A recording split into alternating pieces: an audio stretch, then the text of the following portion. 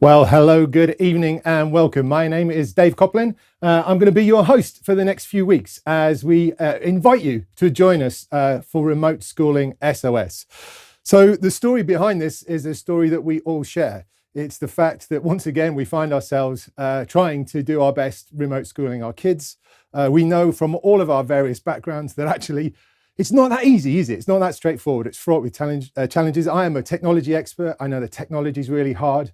And we're delighted to join up with the wonderful people at Parent Zone who know that the parenting side of remote schooling is really hard. So to that extent, let me introduce you to the show's other co-host. I'd like to introduce you to Vicky Shotbolt, who is the CEO and founder of Parent Zone. Vicky, how are you doing?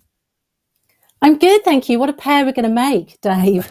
Me with my parenting and kind of basic knowledge of technology, and you with your incredible knowledge of technology. I hope between us we make a whole person almost. I'd like to think it balances out, because what I know in technology, I lack in parenting. So between us, I'm sure we can figure it all out. Now, Vicky, the reason that we're here, it may feel sort of obvious to a lot of people, but for me, there was this thing that I noticed, and I certainly saw it in the lockdown in the sort of spring of last year, the first lockdown, where parents were really struggling with the technology side. And what I saw happening is the response to parents struggling with technology is to send parents more sort of information, just to sort of bombard them with here's 15 links that might help you and might not. And so I felt quite passionately about someone somewhere needs to help answer the specific questions they've got. Really simple things like, how do I get my printer to work? Or, why doesn't Wi-Fi work the way it should? And that's really why I reached out to you guys, because I thought there must be the parenting equivalent of that. Was that the same for you in terms of the genesis of this? Do you know, I was thinking about this and I started to get myself quite cross, actually, if I'm very honest, because when we went into the first lockdown, and we should have learned, because this is our third, isn't it? This is our third lockdown. But when we went into the first lockdown, we were all new at it. Nobody, it wasn't particularly well planned. And there was no talk of supporting parents. And here we are into our third lockdown. And we've talked a lot about how hard it's been for teachers and how little planning time they had and how schools are suddenly shut. But almost no conversation at all about, hang on a moment, we have now given the job of educating children to parents. How can we help them do that? And so, I think it's really, really important and really about time. And I would love you forever, Dave, if you could tell me how to make my printer work reliably, on a personal note there. I'm on that. And I guarantee by the time we finish doing that, you will have a fully functioning printer. I wanted to pull out a comment you made about teachers. And I always feel like I have to sort of say this up front. But teachers, we love you. We really do. And we know that what you're doing is incredible. And we know how hard it is. It's slightly better than the first time around because we've had a bit more notice and you've got a bit more practice, but that doesn't make it any easier for you. And so part of what we're trying to do here, as much as it is for the parents, but it's for you too. And it's really to help us connect together as we're going to use the C word, I'm really sorry, the community, to try and just make sure that we can make this, it's never going to be brilliant, right? But we could make it the best it can be. And I think between us, if we form this sort of triangle of technology, of parenting, of education, we can do it, right? We got this. That's kind of in my heart. That's why I feel that it's so important that we have this conversation. Well, you do describe yourself as a pragmatic optimist, don't you? And I think that's right. This is about partnership, and I couldn't agree with you more. Goodness me, if there's one thing that we've all learned from this, it's just what a tough job being a teacher really is. And I think we've got all of us renewed respect for what they do on a daily basis. What parents do is different. Their skill set is different. Their knowledge is different. The equipment they have at home is different. So the only way that we're going to get through this is working collaboratively and providing support to everybody as and when they need it on the subjects that they need it. And you're completely right. Signposting, sending a few links, giving people tons of information to read, that's not what I call support. Yeah, and having been in the tech industry for 30 years, I empathise a little, right? I understand what they're trying to do. They're trying to help, and I know that they really are trying to help. But, when you are stuck at home with a printer that doesn't work and the school's sending you, a bunch of stuff you've got to print out in order for your kids to do their lesson, or, you've got Wi-Fi problems. And, the other side of the issues that we'll talk about is, of course, there are lots of families who don't have access to the internet or don't have devices or have a single devices between kids. And we know how stressful that is. And what I wanted to do, and this is where you audience, you guys come in, and this is why it was so important for us to want to have you here, is we want to help with those questions. So if you're struggling, with the basics, that's fine. If you're struggling with the complex things, that's fine too. The lovely thing about this world that we're in and the community that we're in is that we know lots of people who will have the answers. And I guarantee you, if you give us questions, we will do our best, our hardest, not to send you a page full of links, but actually to say, look, here's how I think your printer could work, or here's what we think is the right approach to the timetable and things that you need to do. And that's really certainly the journey that I'd love us to be on. I'll be honest with you, and I think I'll be honest with you, Vicky, that it's a bit of an experiment. Who knows how the next few weeks are going to play out, but we're certainly going to be here. We'd love you to have you, be with us and come on the journey. And it's great whether you're watching this live or whether you're going to watch this on catch up, and that's fine too. But most of all, it's just about your engagement, understand genuinely, we just want to help. And so if we can help, ask us your questions and we'll do everything that we can. Vicky, I'm just going to move into sort of how we thought that we'd structure this. I don't know if you've got anything else that you wanted to add before I do that. No, not at all, except to say any question. No question is too small or too silly. So any question at all, whether it's to do with your child's behaviour or how hard it is to get them to concentrate at home, or their friendships, or all of that stuff, because it's not, you can't educate a child well unless you're educating the whole child, can you? And so whatever question it might be, send it to us and we'll figure out the answer. Yeah, it's funny. I'm so glad that you called that attention. Is literally my son said over lunch today, he's like, Dad, you've got to help me. There's a couple of subjects that I just find myself zoning out in.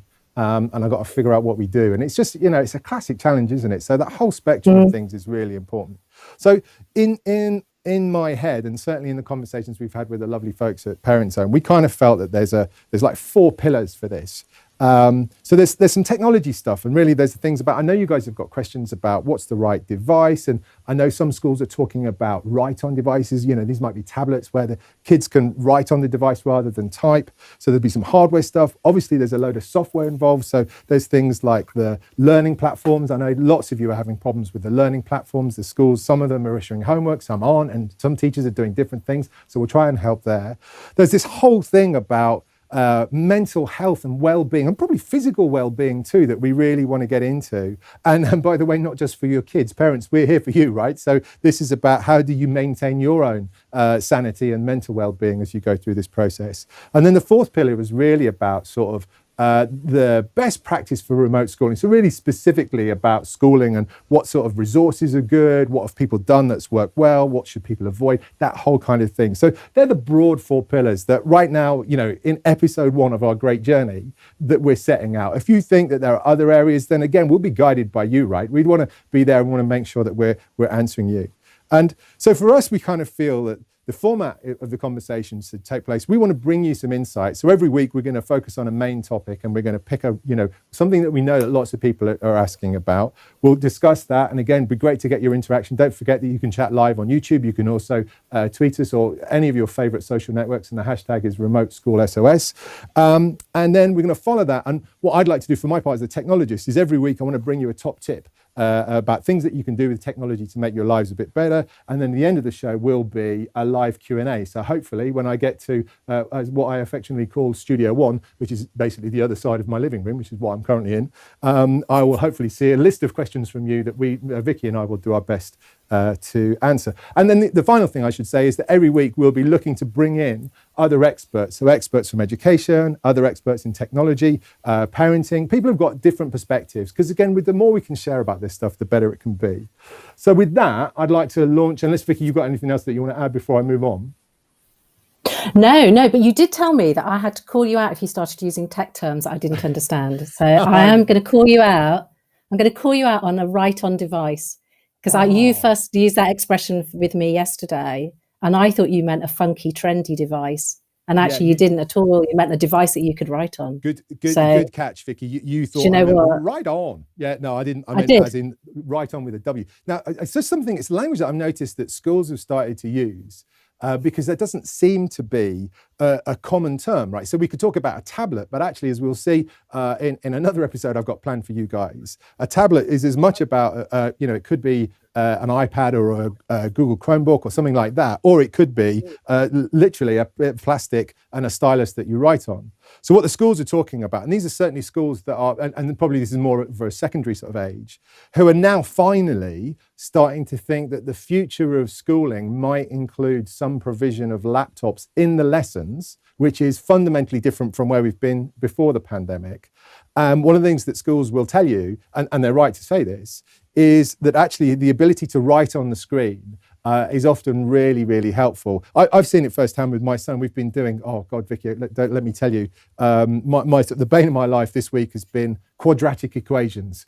And the only comedy about that is I've had this big joke in my sort of conversation with people about, how pointless, the maths at school is. The only time my son's ever going to need to solve a quadratic equation is in the lesson on quadratic equations, and if he subsequently chooses to be a maths teacher.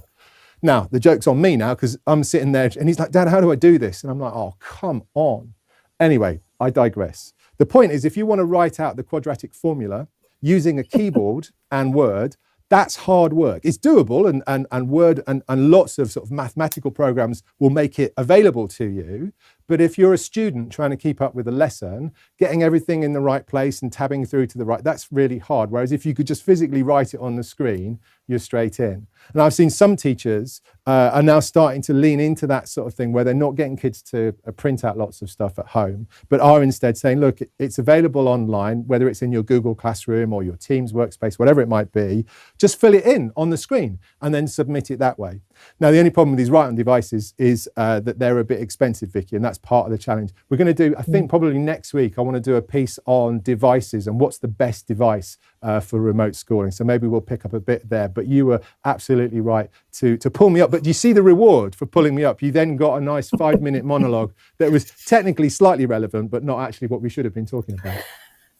I tell you what, that is relevant. One of the things that we hear from parents is how much they worry about kind of old skills being killed by technology. So like the joy of reading a real book or what's happening to handwriting. And it's really interesting to see that kind of merging where technology now means that you still need your handwriting because it's better to do maths with a write-on device. So these things do start to come together, don't they? It's not, things don't have to be an either or. Absolutely, they really do. And Vicky, that I think we're going to come up against this time and time again in our conversations as we go through this sort of what we're now going to call the season of shows that we're doing.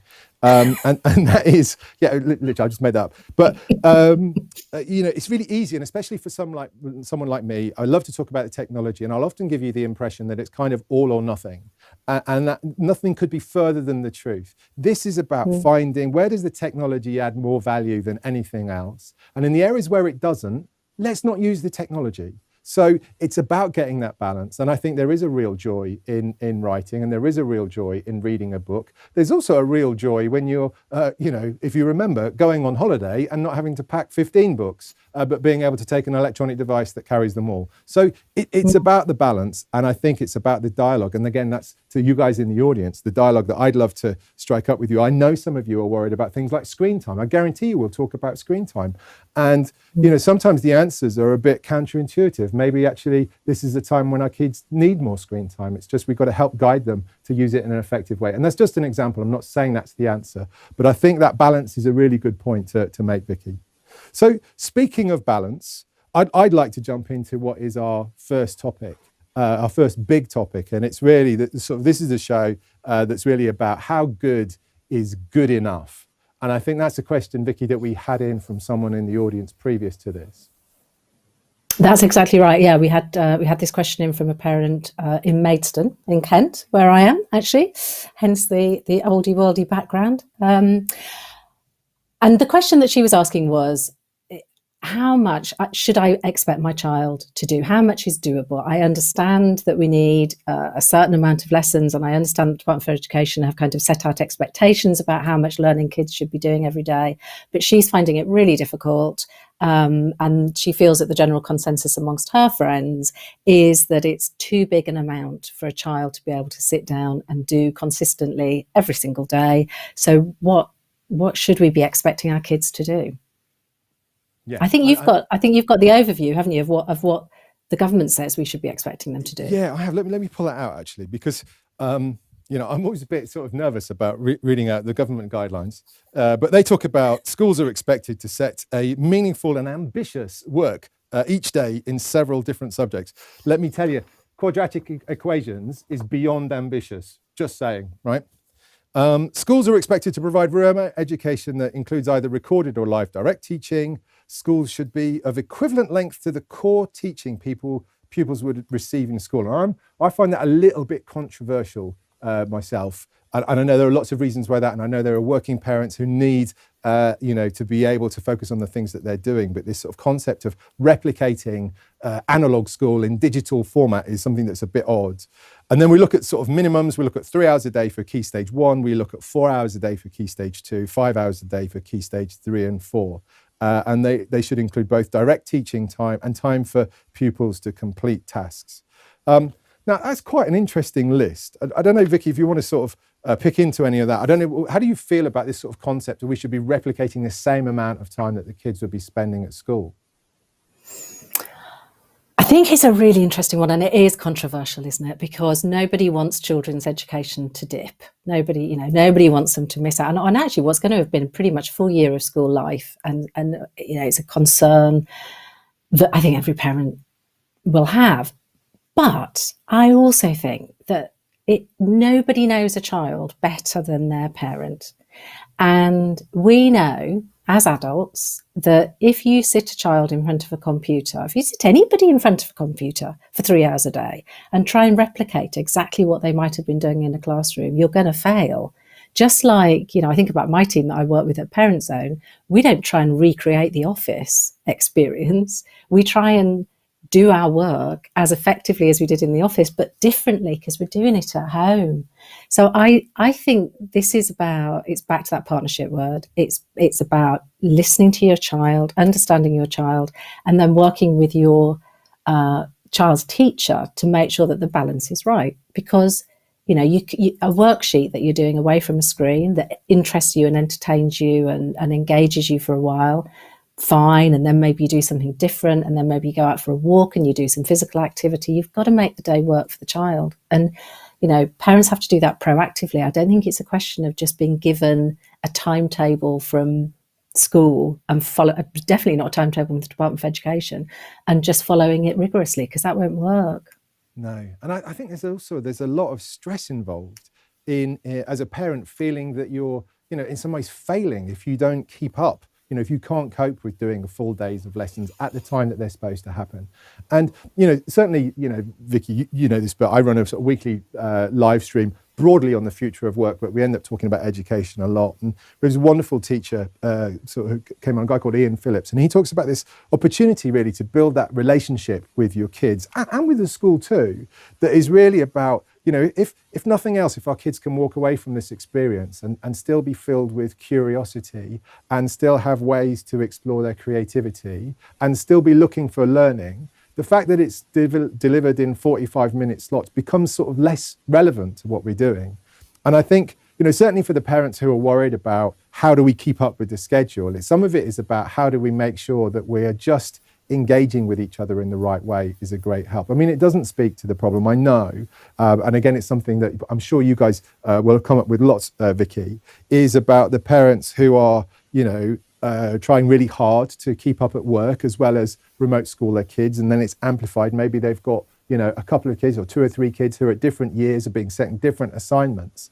And we all saw the challenge around social mobility that was being reported. Was it earlier this week or was it late last week? About, typically single parents who are looking for some respite from their employer to be put on furlough so that they could actually do a better job of remote schooling. So it's such a tricky balance for parents to be able to gauge. But I think it comes back, there's a lovely point that you made earlier about, nobody knows your kid better than you. And so be true to that and be true to that relationship. And I think that's the bit, if you can then build the school into that, you end up with a solution that, maybe not is the best experience in the world, but certainly is the best that we can do right now.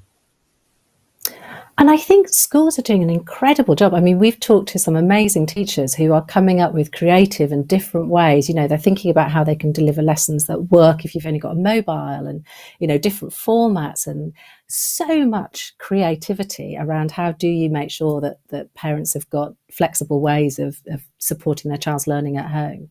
But you're completely right. And I think one of the things that we underestimated in the first lockdown was the amount of mental strain that parents were coping with for their children. So, you know, about 30%, we did some research about the last lockdown, about 30% of parents said that they'd seen their child's mental health deteriorate. And, you know, that's a lot.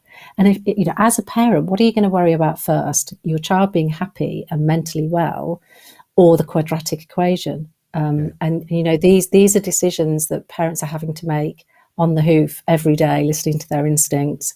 And, you know, the only way forward is to make sure that you're doing that and getting as much support from school as you possibly can.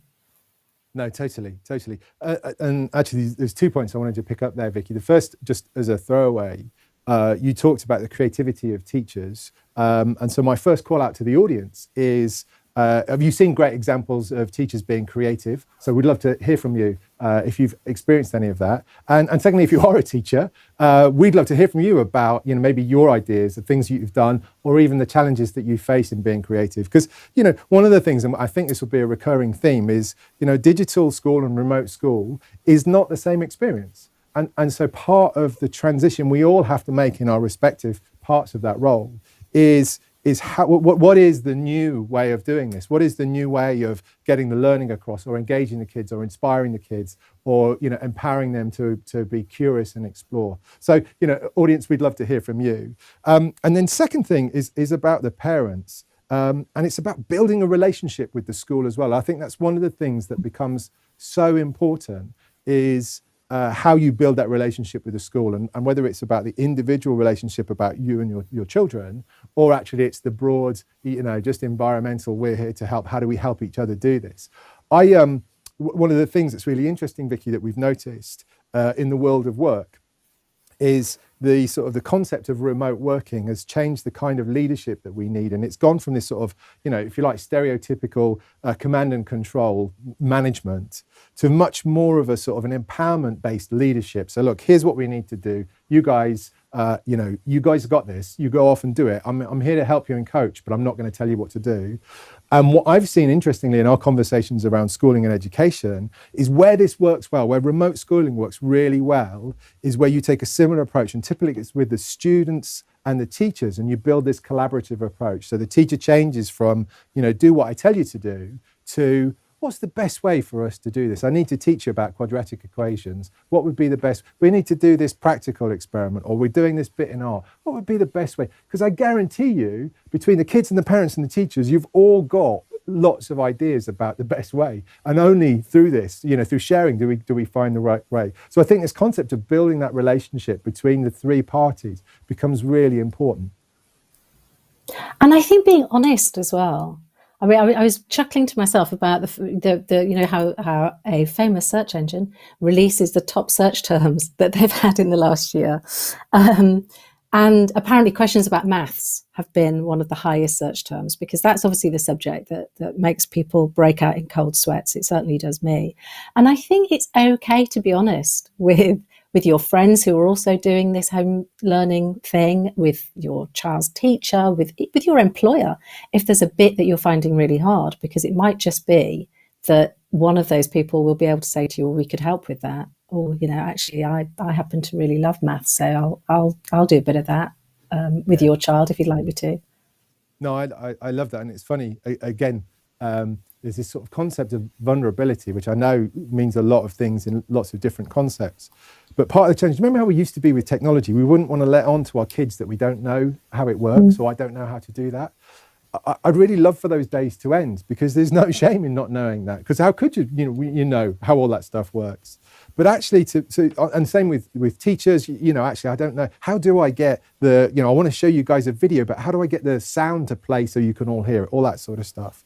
So I'd love us to be prepared to be vulnerable in those conversations, whether it's vulnerable in front of our kids, or teachers vulnerable in front of the class, or any of those sort of combinations, to say, look, I don't know how to do this, but this is what I'd like to do.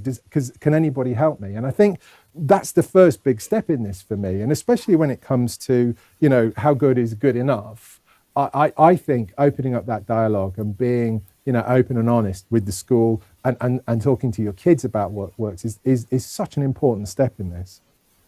Well, I couldn't agree more. And hopefully that's partly what we can do with this. What you've now told me is a series.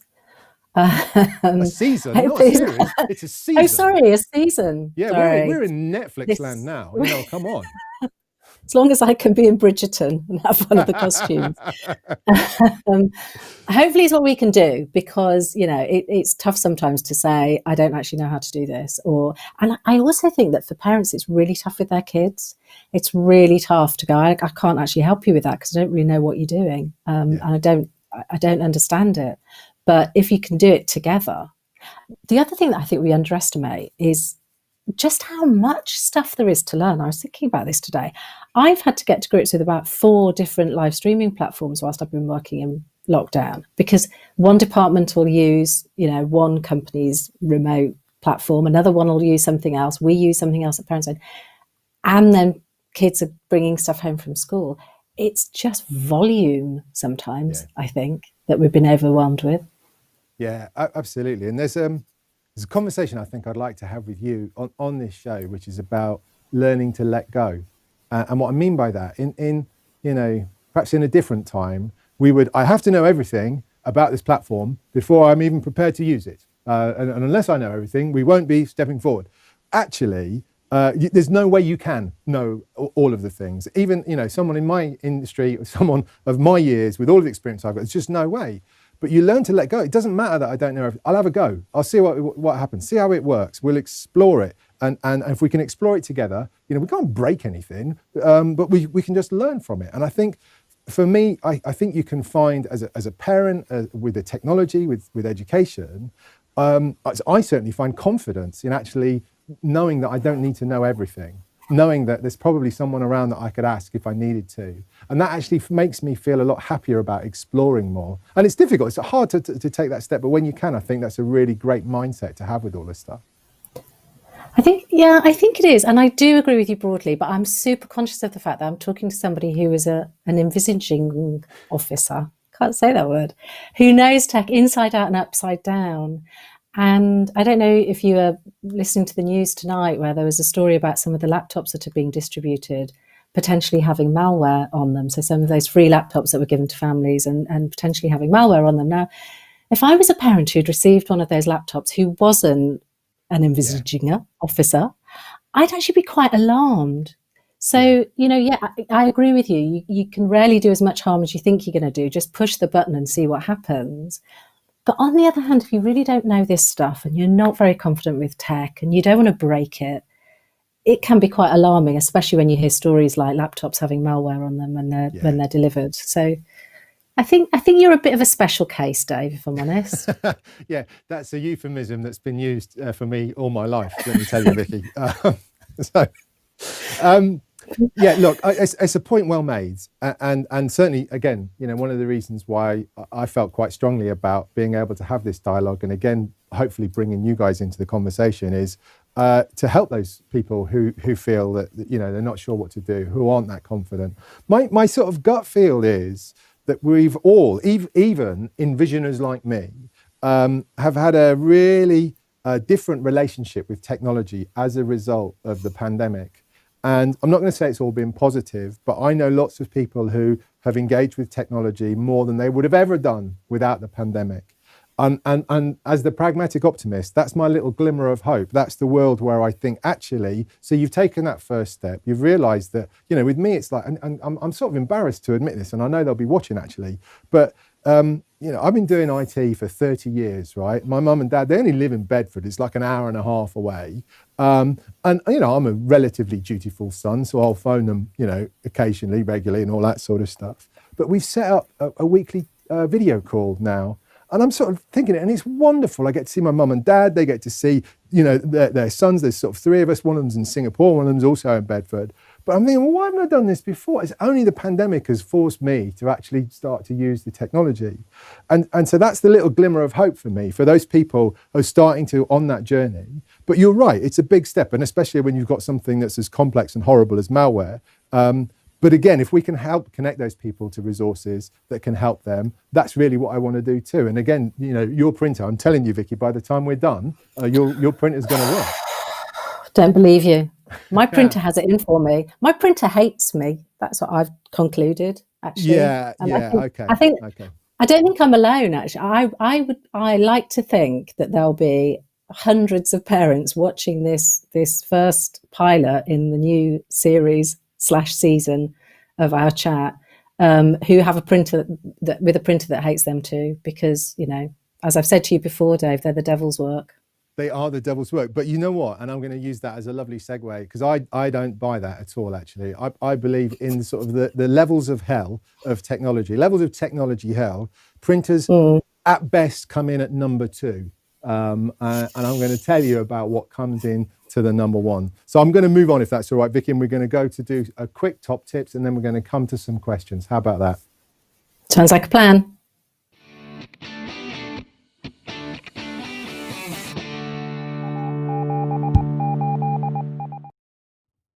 So we were talking about levels of hell.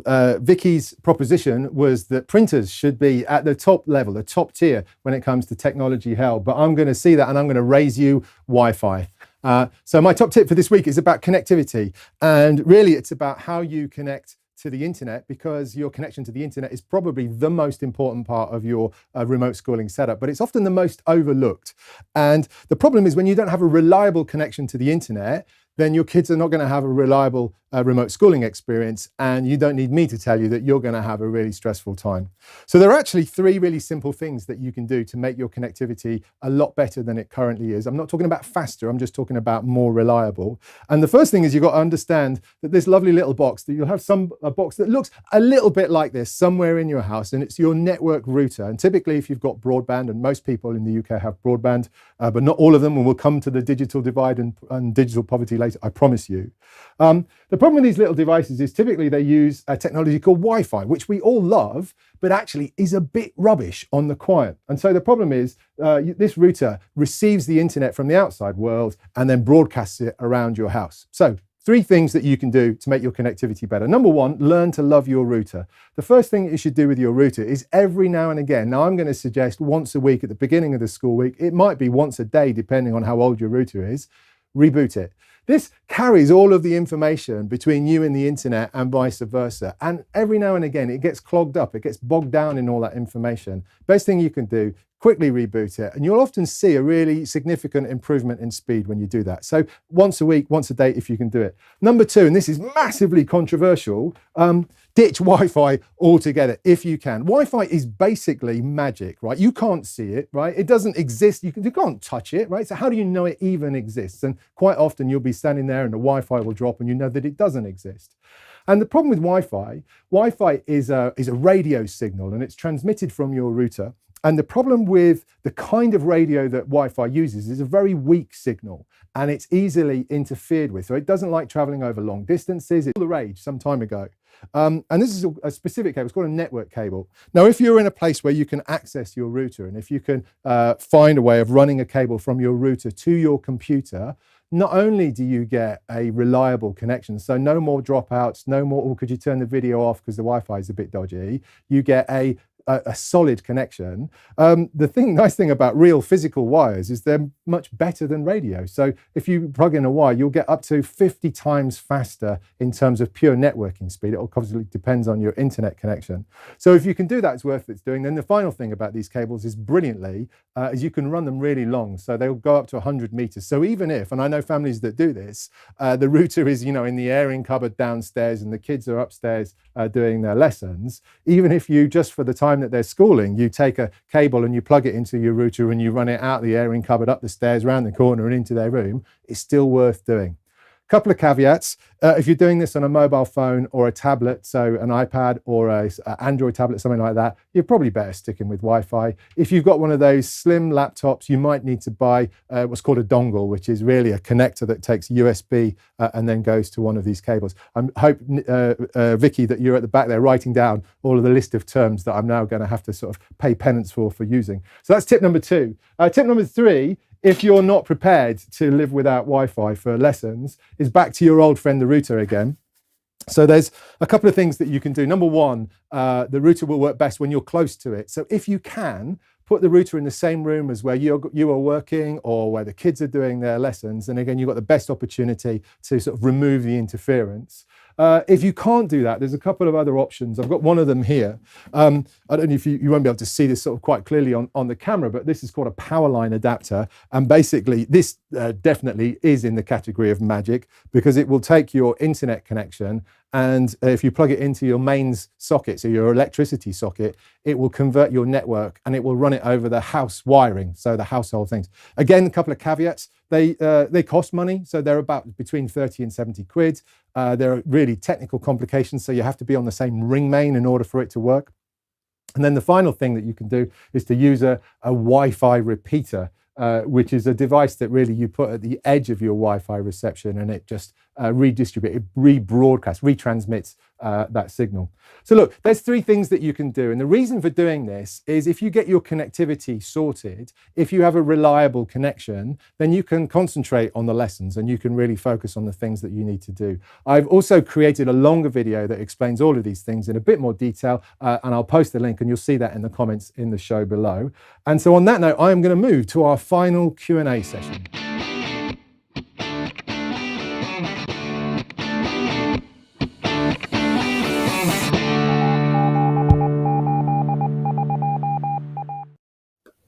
So in all of that, I'm hoping Vicky hasn't gone anywhere. She's still there. How you doing, Vicky?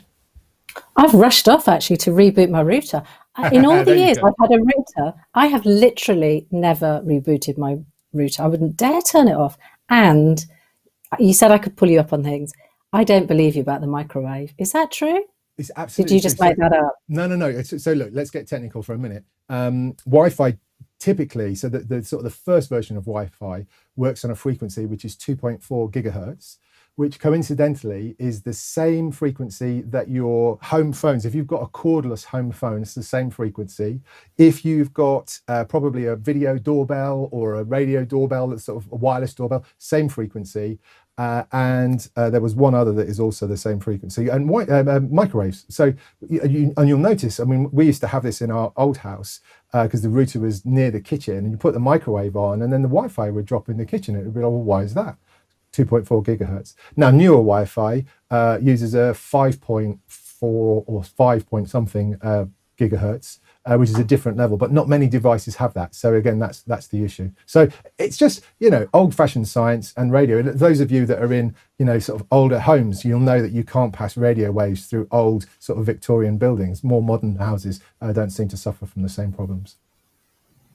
Well, I've learned something. I had absolutely no idea. And I'm not an engineer, but it seems to me that that was a bit daft. Putting your microwave and your doorbell on the same wavelength seems a bit daft to me. Well, it's all about money, isn't it? And in a world where actually let's make lots and lots of 2.4 gigahertz transmitters and receivers, then they'll be really cheap. And the products that we buy will be cheaper as a result of that. So you end up with a bit of that.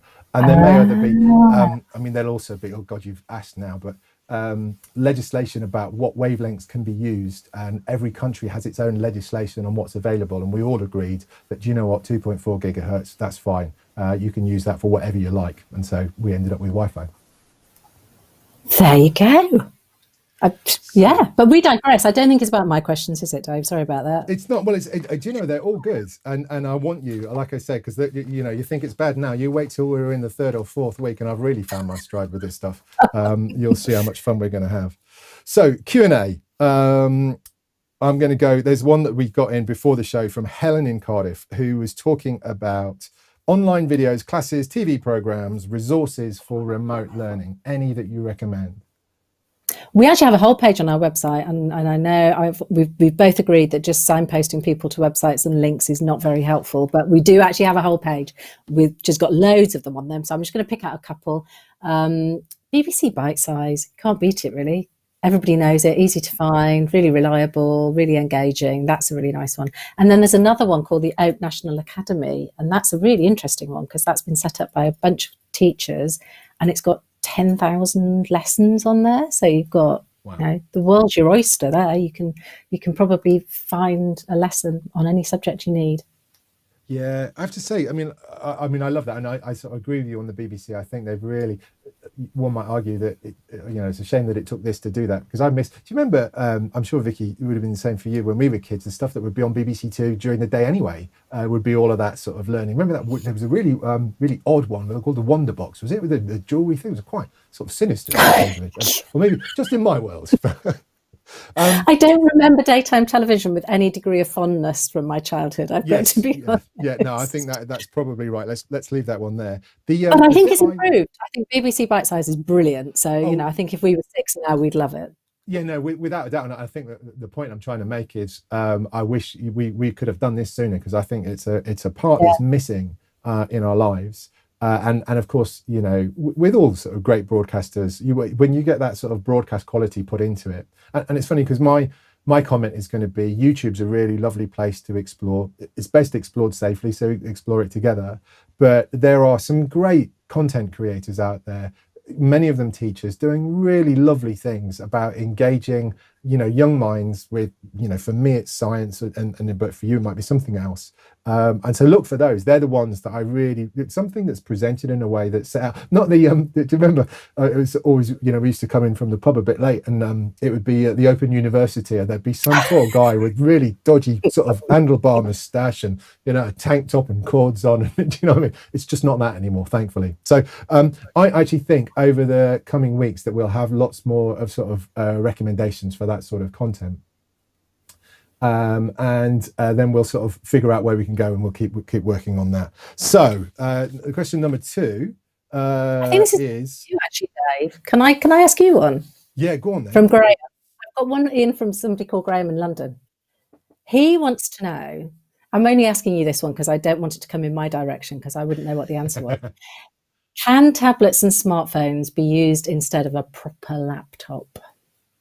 Oh, do you know what? We did a show that talked about a bit of this, and there was a guy we had on who had a really great answer to the question. And I sort of naively said, what's the best device to do remote schooling on? And, we had a long conversation. At the end of it, he just turned around and said, you're all wrong, right? The best device for remote schooling is the device you already have. And I thought, do you know what? That's absolutely right. And so, yeah, it's lovely if you can choose. And I promise you, I'll do some content on what is a great device and some of the challenges, pros and cons, and all that sort of stuff. But in reality, if all you've got is a tablet and a phone, you'll be okay. There are limitations, of course there are, and there are screen size issues and all that sort of stuff, and keyboards. None of them are insurmountable, but they will present a challenge to you. So I think it's really about engaging with what you have available to you and making the best use of that. And then if you're lucky enough to be in a position where you might think of other things. But screens can be used really well. And you mentioned, some teachers are already doing really innovative things when it comes to delivering lessons. I've certainly seen instances where, again, and this is, maybe for more privileged people, where, the computer's crashed mid-lesson on a poor student, and they've been able to continue the lesson on their parents' phone. And so really being able to sort of plug and play is really helpful. But it's a tricky one, and I think it's one that we'll come back to more and more. And so here's a nice one from George in Cornwall. Should we stick to school hours or should we flex it? I'd flex it, is my very quick and short answer. The fact of the matter is, it's going to be difficult. You might have several children at home. You're going to be fighting over who can use the Wi-Fi when, if somebody's got to be on a live lesson or somebody else has got to dive into something for work. So I don't think you have any choice. I think you kind of have to flex it. That said, one of the things that we do know about kids, and every parent will know this, is that they like a bit of structure. They like organisation. They like structure. So if you can put some structure into their day, and that might be, 12 o'clock, we're going to stop and have chocolate milk. It doesn't really matter what it is. Having a little bit of structure in the day is going to help them feel secure and safe and know what they're doing. So that's important. Does it have to be the standard school day? No. And I think it'd be a lucky parent that could make that work. Yeah, no, absolutely. So, Vicky, what I want to do now is we've just had a few questions come in while we've been talking throughout the show. So I'm going to pick a few of them. The first one I'm going to come to is Red Tilly's talked about this being a great concept, so thank you. But it'd been better to have a 5-minute intro and then just go straight to the top tips, the Q and then the Q&A. it was very wordy and I wasn't sure the point of it. Now, first of all, thank you for the feedback, because that's what we want, right? We don't know what we're doing. I mean, don't tell anybody, right? But we're trying to build this in a way that we hope is useful. The other thing I will say, Red Tilly, that we're trying to do is to be mindful that the content isn't just for consumption now live, but hopefully, and we'll find easier ways to sort of access the specific bits. The stuff that we have talked about will be of use to other people who maybe are interested in that topic. So we're trying to find a balance. We'd love for you to keep us honest. So the fact that you've come back with that feedback is really brilliant, and we thank you for that. So please keep that coming. So now I'm going to go to Jade Robinson, who's talking about, she's an AHT, assistant head teacher of an infant school and a parent, so I've seen both sides. And it's great, actually. What Jade's saying is that we found as a school that really the lockdown has given them the opportunity to build a better relationship with parents. And so it's great to have that feedback. And then, so Paula is talking about supporting parents and parents under incredible pressure with homework and homeschooling all under one roof. And so it's important for parents to remember to self-care, which I think is something that we'll come back to time and time again, Paula, or at least I hope it is. And also, I think, for me, one of the catalysts was just in my social network, seeing my friends who, are all doing an amazing job, but are all just like everybody. There are days, let me tell you, we all have, where it's difficult. And so I think a big part of that is really about, giving us all the ability to be resilient to this. Because if we can't be resilient, how are we going to expect our kids to be? I don't know, Vicky, what you think about that. Oh, I think that's exactly right. I think, and do you know what? Some of the pressures are ones that don't, they're kind of obvious, but we don't talk about them much. So just being stuck in the house altogether is quite tough, isn't it? If you had a tough day at work, or you're just having one of those days when you're not feeling very resilient, I think giving yourself permission to have an off day is really, really important. I heard from one parent who said, actually, no, it was a friend of mine on Instagram who said that, being able to go and have a bath and just have half an hour to herself was all she needed just to recharge her batteries. And I think, we all need a bit of that, don't we? Yeah. And in a sense, one of my ambitions for what we can do through this dialogue is it's a self-help group as much as it's a season of shows, right? So this is for us to share ideas and just to share the experience of just how hard it is and how hard it is for our kids and how hard it is for teachers. That's certainly my ambition for that. Now, Vicky, I'm just looking at the time and I'm feeling like this is about right for us to wrap up. We've done some good questions. We've had some good engagement. We'd love to get some more questions for you as we go into the weeks ahead. Vicky, any final words from you for this week? Nothing except how much I hope that this is going to be useful. And like you said, getting that feedback is really, really helpful. We want to be useful. We want to be practical. We don't want to be too wordy. So with that thought, I'm going to shut up and say it's been great chatting. No, it's been lovely to have you, Vicky. Thanks ever so much.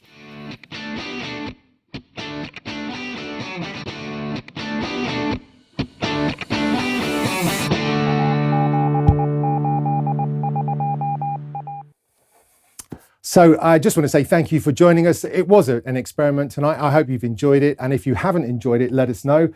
You know how YouTube works. We're here for you. We're trying to build this. We're trying to build this not for us, but actually for you in a meaningful way that delivers value to you. So give us the feedback. Subscribe if you haven't already done so. It would be great to get you. That way you get notified when we go on air. But also don't forget to keep the questions coming. If there are questions that you have or that people you know have, obviously there's a hashtag, but also we have an email address, which is info@parentzone.org.uk. And again, all of those details will be in the comments below the show. It's been wonderful to have you with us. I hope you can join us. We'll be back again same time next week, Thursday night, 6 o'clock on YouTube. Thank you so much for joining us and good luck with everything next week. Let us know how you get on.